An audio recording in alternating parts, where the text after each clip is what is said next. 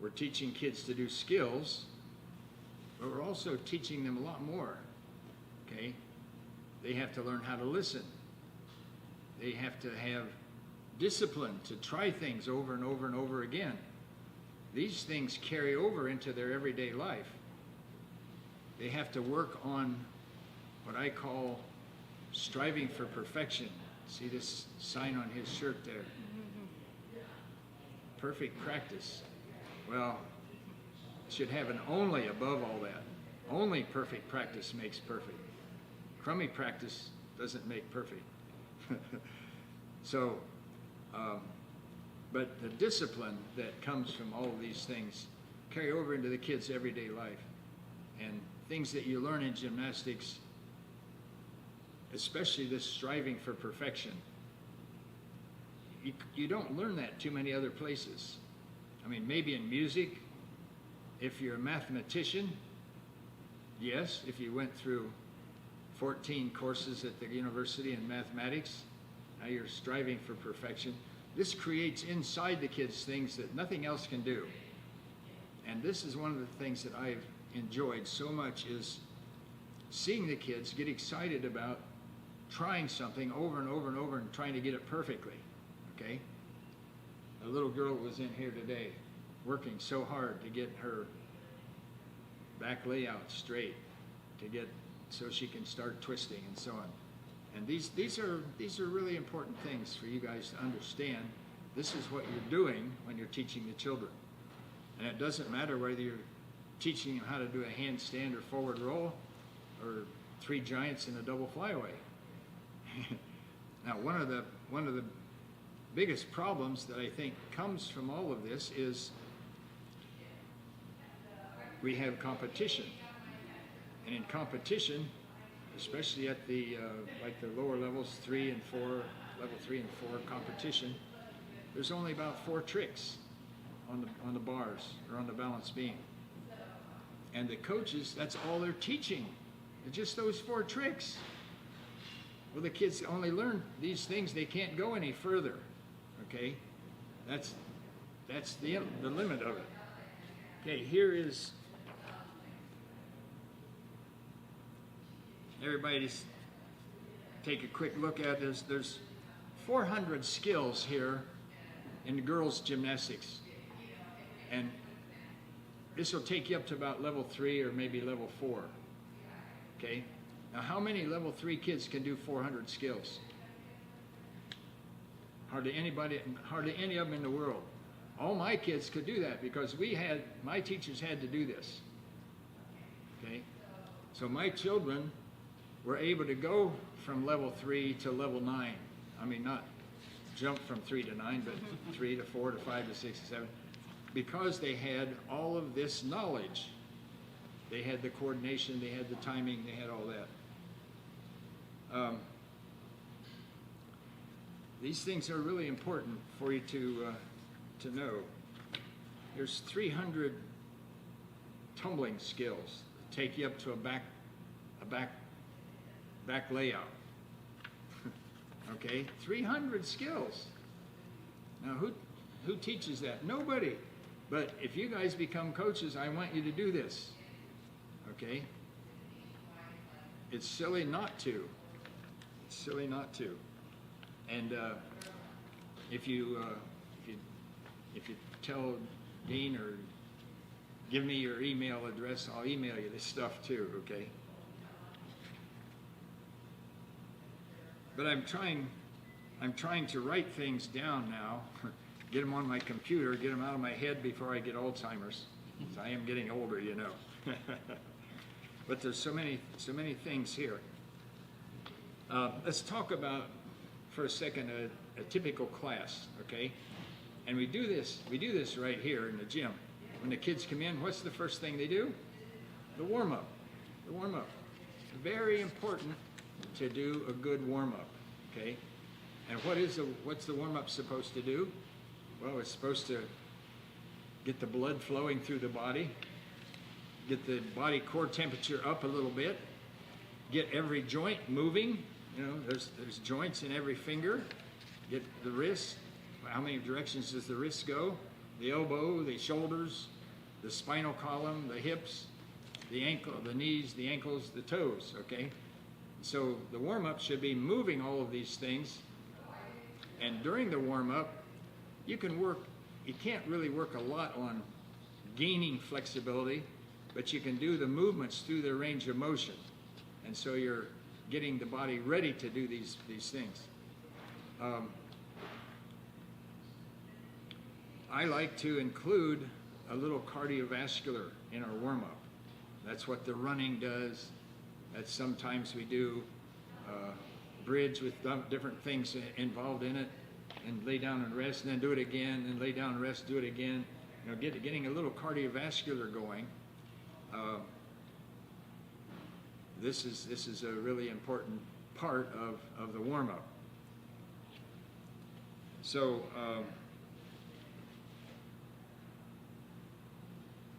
I think you know as much about all of that we need to talk about a little bit. Then the kids move through their skills, and I had when I owned Gymnastics Nevada, we had 850 kids a week running through that gym, and it was a little bit bigger than this, but 850 kids is a lot of kids. So we had to have specified things that they did each, you know, the 10-minute warm-up, then the 15-minute here, the 15-minute there, 15-minute there, and another 5 minutes at the end for the last thing, the conditioning and so on. And then we had hour-and-a-half classes, and that was a little bit more intense. Then we had 2-hour classes, and this was more the teen kids. Some of them came 3 times a week. Now when you go up to LA or someplace, some of those children are working out 25 hours a week. They're training 25 hours a week. And you should be able to get pretty good at that, unless your coach only teaches you those skills that are in the routines. Okay? I was at Gym Max here the other day, and that's where Kyla Ross, one of our Olympic girls, trains. And they do a lot more than just the skills that are in the routines.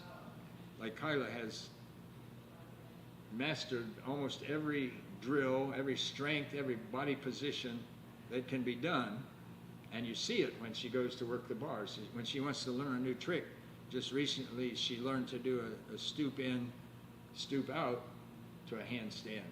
And that's because she had the flexibility, the training, she knew the movement, the basic movements, and how to do it.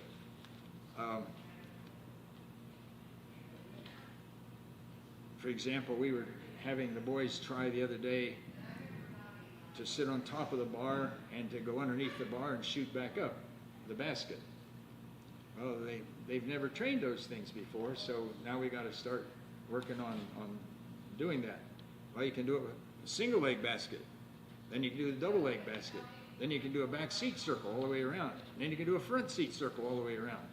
So there's hundreds of things like that you can do. For example, here's a little paper on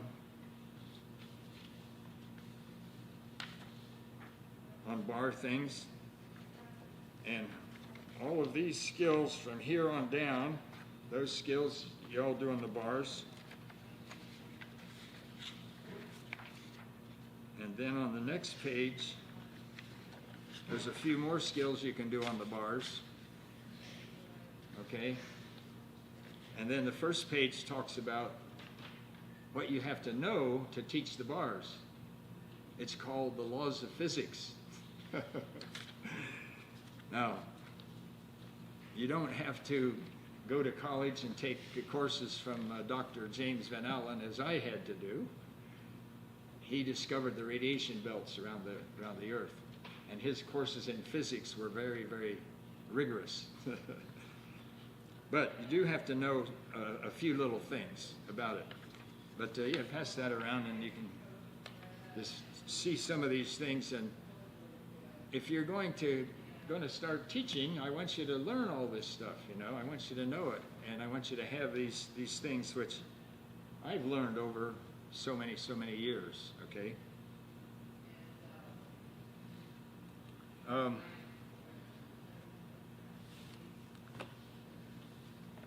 In order to do almost any trick, you have to have a certain amount of strength. Now, there's strength in every different parts of the body. Like, Michael might be strong in some aspects, but he can't do something else because he didn't strengthen that particular part of his body. And so in gymnastics, we have to work on all the different parts that we can. And it's difficult to do, but I've written down pretty much most of the muscles that we need to strengthen, and then the exercises that you can use to strengthen those muscles. One of the hardest ones are these hamstrings. These are difficult things for us to strengthen up, but there's a couple of little drills that we can do. Anytime you bend your knees, if you bend your legs, that's working. That hamstring muscle has to do that. So if you're standing there and you bend your knee up, this muscle, what do muscles do? Muscles can only contract. That means they get smaller. So this muscle back here gets smaller, picks my leg up. This muscle gets smaller, it bends my arm. This muscle gets smaller, it straightens my arm. So you got to figure out how you're going to get this muscle. Well, there's a whole bunch of different exercises you can do for that, okay? And certain skills take certain things. I see the girls, our team girls, trying to get their kip. Well, they're missing a couple of things to get the kip. And one of them is being able to move. Well, the first thing is being able to hold your ankles up to the bar. If you can't hold your ankles to the bar for 10 seconds, and if you can't raise them up to the bar from hanging, because that's what you do to get a kip, you got to get your ankles back to the bar. Then the next thing that happens is, and when you watch the kids try the kips, some of them can get their ankles to the bar, but the next thing that happens is their ankles fly away from the bar. So they have to learn to push the feet up in the air. And I saw many years ago a fellow named Sergei Bubka. He was the greatest pole vaulter in the world at that time. And he would put his ankles to the bar because he was going, when he went up over the bar, he had to get his ankles right up close to his hands on the pole, and then he had to shoot them up and do the half turn over the bar. Well, he did a trick, I call it the Bubka. Put his ankles to the bar, and then he'd go up and down and up and down and up and down and up and down. How hard is that, Michael? It's hard. Okay? I doubt that any of the girls on our team can do that. Well, there is one. I don't know whether it's... Huh? Chloe? It's either Chloe or that little Claire. Oh, that's true. But just to do that particular skill, you know, is part of doing a kip. And then once you can learn the kip, then to make it a little bit harder, you do it behind the bar. Double leg shoot up to a sit. Okay?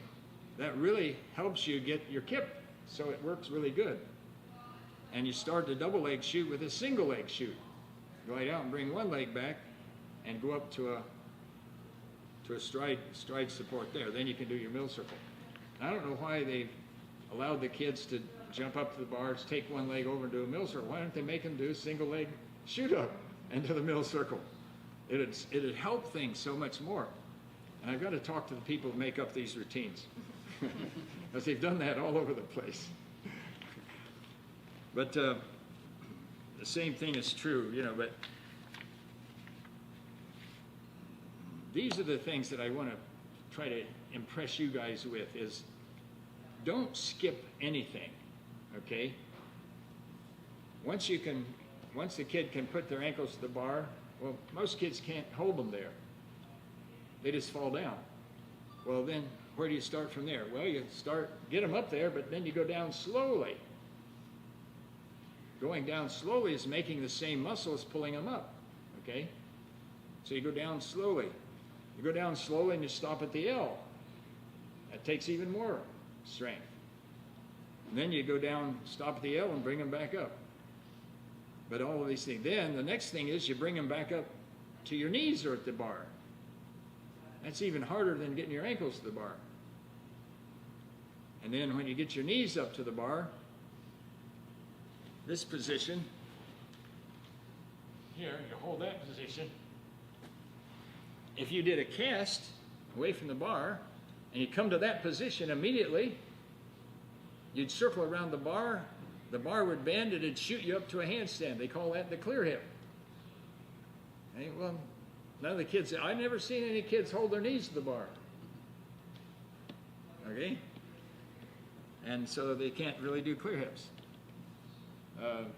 My little camp in Alaska a couple weeks ago, one of the girls did really nice clear hips, and she could do the bubka. She could hold her knees to the bar, just above her knees to the bar. She could do a clear hip, nice, beautiful clear hip. I said, have you ever tried 2 in a row? 2 in a row? What's that? Well, you do a clear hip, then you do another clear hip, then you do another clear hip. You could do 5 of them in a row. And before I left, she could do 5 clear hips in a row. And it's going to allow her to learn the Shapashnikova and different other skills. But yeah, so just don't skip things. Don't skip anything. Make sure you get this if you're coaching more girls than boys, more than likely, unless you're a boys coach. But I've got a boys level for you guys too. I got boys level very similar to the girls level here. Okay, strength and conditioning things. I've got, before I came here, I guess you guys never used the trampoline. Not the big one. Didn't have one. And that's a wonderful tool to gain the coordination and timing and all that stuff on as well. And I've got a 6 levels plan on the trampoline. The first 3 levels have over 100 skills before the kids even go upside down. They don't even do a handstand. 100 skills before you go upside down. Now, when I had my gyms, the kids, they've gone someplace and they learned to do a seat drop and a front drop and a back drop, and then the next trick to learn was a front flip. I said, wait a minute, you're not safe yet. You don't know anything yet. You got a lot more things to learn. So the first 3 levels, over 100 skills before you turn upside down. Level 4 has all kinds of things to the handstand. Logan can now do seat to tummy to back to tummy to handstand. Right? Now how important is this for his awareness? He's got to learn later on, he's got to learn a 1 3/4 front to his back and a brandy out ball out. But that's going to take, a couple more years. And there's another 200 more skills before he gets to that. So from my end of the stick, this is how you teach gymnastics, okay? You got to do all the things you can do. Okay, here's the little deal on the balance beam. What do you do on the balance beam? You do walking, but you do forward walking, you do backward walking, you do sideways walking, right and left, you do the grapevine, you do high kick steps, you do dip steps, do the coupe walk, do the passe walk, do the arabesque walk. You repeat all this on releve, the backward arabesque walk. Then the second thing is you go to running. Okay? How many of our kids ever run on the beam? I've never seen them run on the beam. My gym, you have to be able to run. Run to the other end, do your tiptoe turn. Run to this end, tiptoe turn. Run to that end, tiptoe turn. 6 times up and down the beam with tiptoe turns. Okay? When you can do that, then you can run and do a split leap, tiptoe turn, split leap, tiptoe turn, split leap, tiptoe turn. Okay? 6 times. Very important number on the balance beam. Jumps. How many jumps are there? Well, I got about 10 or 12 of them here. Leaps. What's the difference between a jump and a leap? A leap goes off 1 foot. Jumps go off of 2 feet.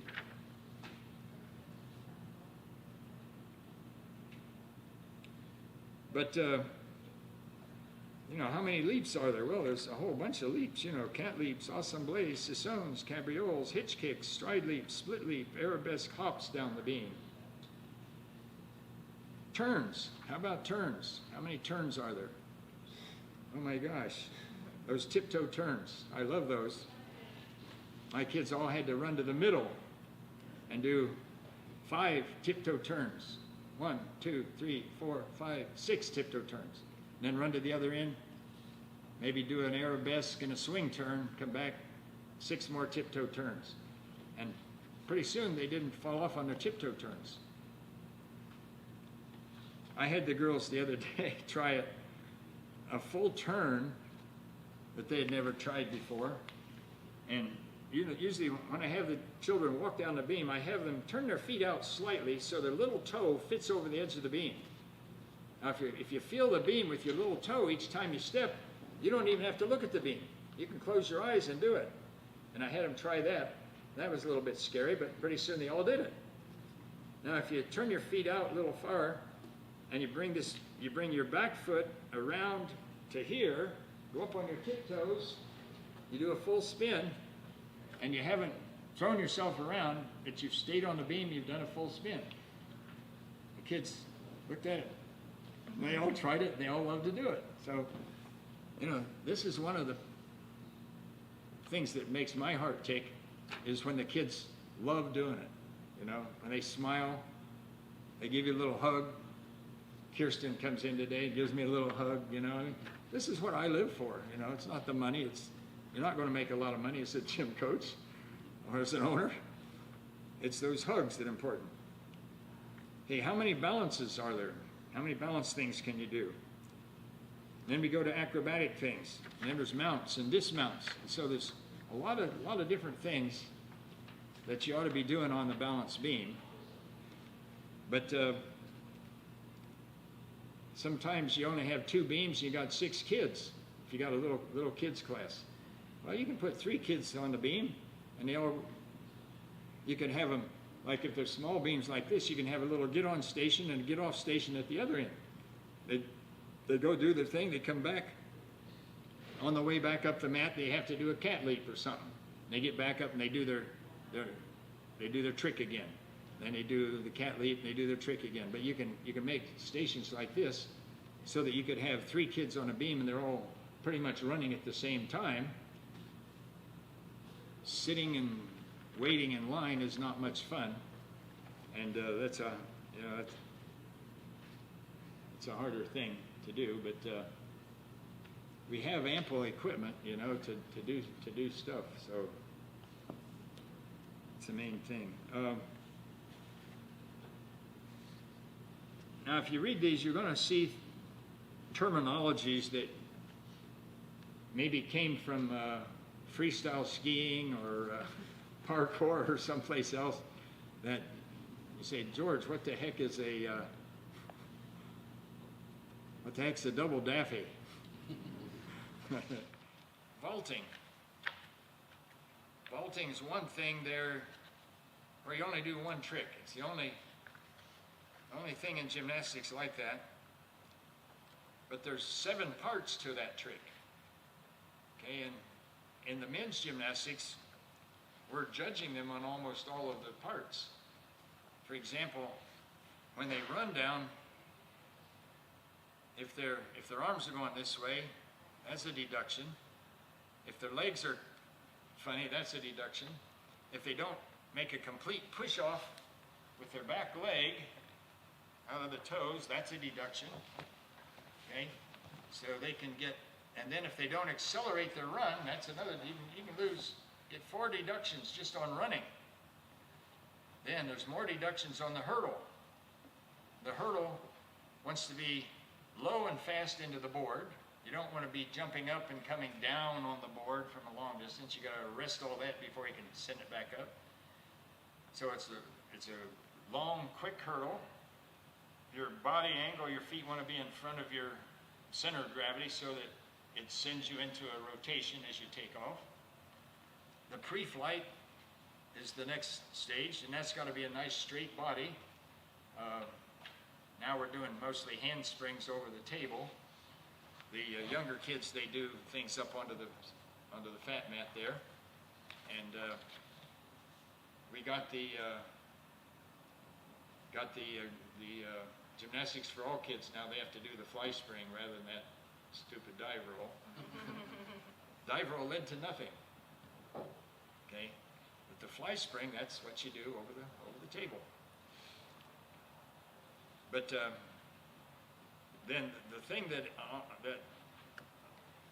we're all missing is what happens when you touch the table. At which angle you're supposed to be at? Are you supposed to be way over here, so you dink off?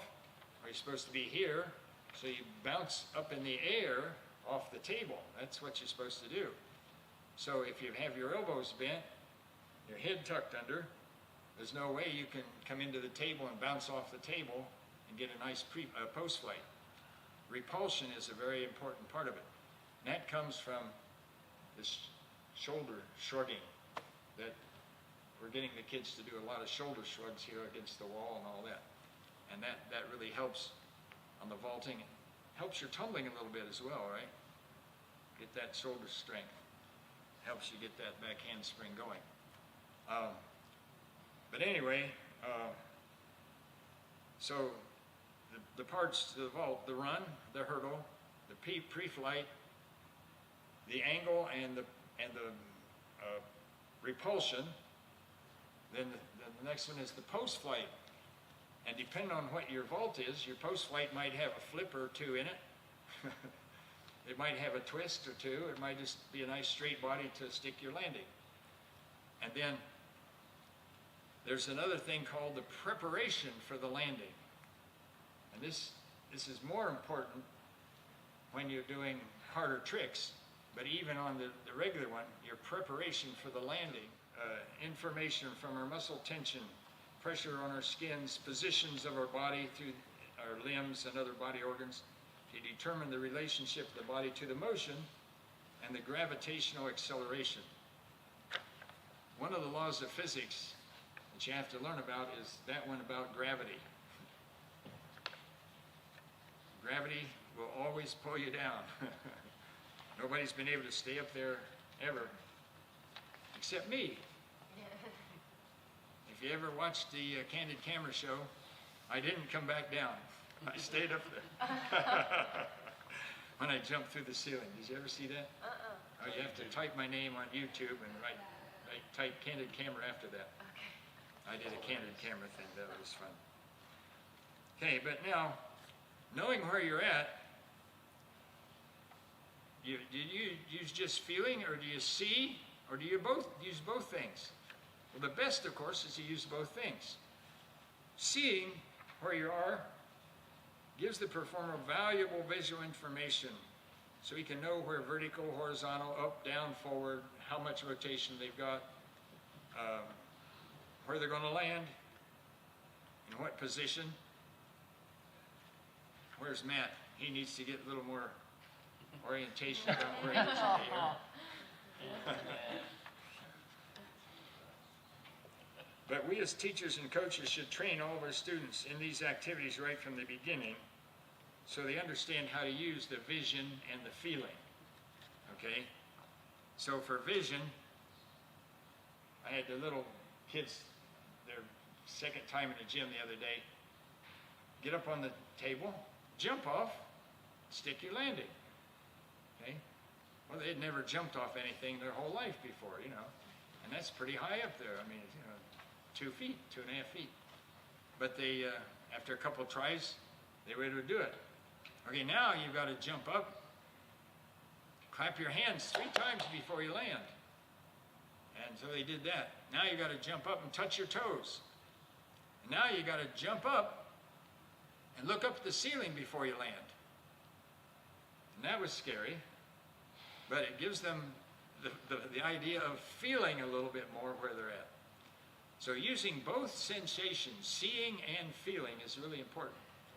And something that I've learned on forward rotating things, especially tumbling and vaulting, stuff like that. If you can see for a second your takeoff and then do your trick, chances are you're going to land it. This is really important on trampoline. It's important off this thing.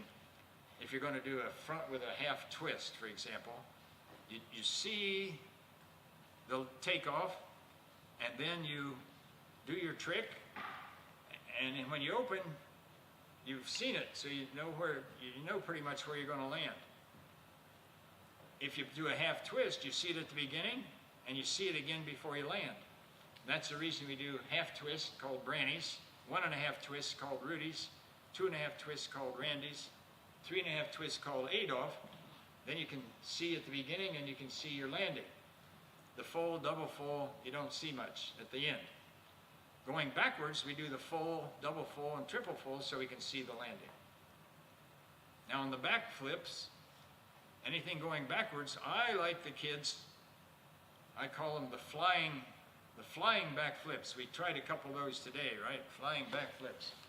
Now on the flying, your arms are up in the air, your body's straight, and you start up in the air, rotating a little bit backwards, looking forward.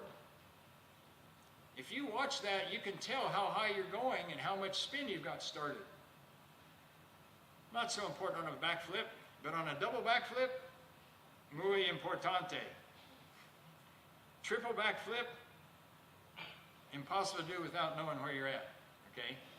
So get the kids started right away, not throwing their heads back in their back flips, okay? It's really hard to do a double back flip if you throw your head back, and very dangerous and scary. The concept of perfection. Okay? I really get upset when the kids don't try during the warm-ups. They don't have that concept of wanting to perfect it yet. So if my boys, their bridge, they can't even straighten their arms yet. Okay, well they can't get their arms over their head. They must not have had to raise their hands to go to the bathroom when they were in 2nd grade. We had to raise our hands over our head. It's pull-ups. But, I mean, where is he? Where's David? He should have been here too, but yeah. Look at David. His arms only go up this high. They can't go any higher than that. And so he's hampered in a lot of the skills that he can learn just from that one thing. And so I see the kids, when they do their splits, you know, they're not going to get down very far. They're not going to try to get a perfect split. Well, it's okay by me, but it's only hurting yourself. Try to get this concept of striving for perfection into the kid's brain, okay? During the warm-up, during the beginning little things. Who can do a perfect forward roll? Well, it really feels good when you do a perfect forward roll, okay? You have a great sense of accomplishment.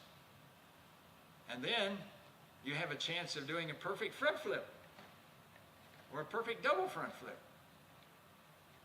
But getting the concept to the children of trying to get everything as perfectly as you can, this is how you really, really get good, and it's more fun. It's going to be more fun. When you can do 1,000 tricks, it's way more fun than when you can do 100. Okay? So the only way to get 1,000 of them is to perfect all these 100, and then you can move to the 1,000. Okay, so the main concept here is that we start right at the beginning with this concept of perfection and maintain it through all of our teaching.